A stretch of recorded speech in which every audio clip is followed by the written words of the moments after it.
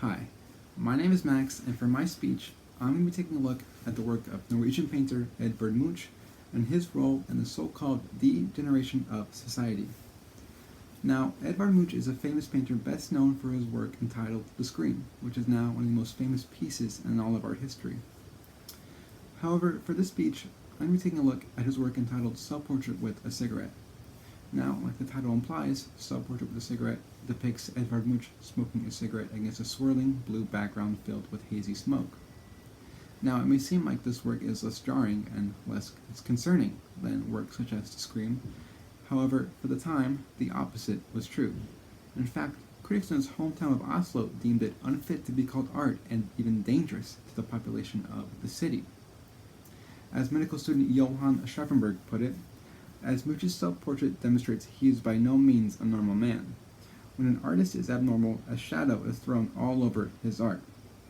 Here he attacks Munch's mental state and his own degeneration, something that Munch struggled with his entire life, and he diagnoses him as a sick and dangerous man. Critics like Schaffenberg feared that the decay of society would be brought upon by bohemians such as Munch and his contemporaries. This is a fear that was greatly popularized by the social critic Max Nordau in his 1892 book entitled Degeneration.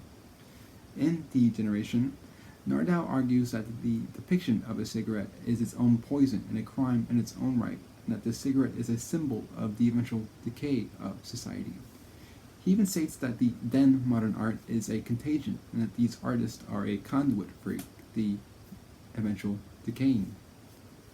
However, Munch and his contemporaries saw the cigarette as something completely different. They saw it as a symbol of the changing status quo. As during this time, cigarettes had become or being adopted by the working class, while the higher classes opted to continue smoking cigars. Cigarettes had become an icon for the bohemians, for the nonconformists, and for the lower class, due to the inexpensive nature and general availability of cigarettes, as opposed to cigars. Smoking cigarettes is a way to challenge the rules and order of society, and they were called deviants, and they embraced the deviancy, and they led an insurgency against traditional values. Munch even carried this insurgency to his art. He, instead of painting Impressionism or a conformist value or even general antiquity, he instead opted to paint his own general psyche. He struggled heavily with mental illness, and he decided to paint it. This is how we get works such as The Scream, which is a depiction of what we now know to be a severe panic attack. Works such as Melancholy, Separation, and Vampire. These are all a deep dive into mental illnesses in a time where we barely knew anything about it. In fact, during this time, there was a belief that mental illnesses such as mania, depression, and anxiety were caused by cigarettes. This was popularized by Dr. Ludwig Bremer in his 1892 book entitled Tobacco, Insanity, and Nervousness. Now, in Self-Portrait with a Cigarette, Munch takes this idea of being insane and he embraces it. In fact, insanity was something he always embraced. As he once said, "Sickness and insanity were the black angels that guarded my cradle." Now, around this time, Munch hosted a self-exhibition of his work in his hometown of Oslo. It was highly anticipated due to his role as both a visionary and a malefactor of his time. But he was met with great criticism due to his piece, Self-Portrait with a Cigarette.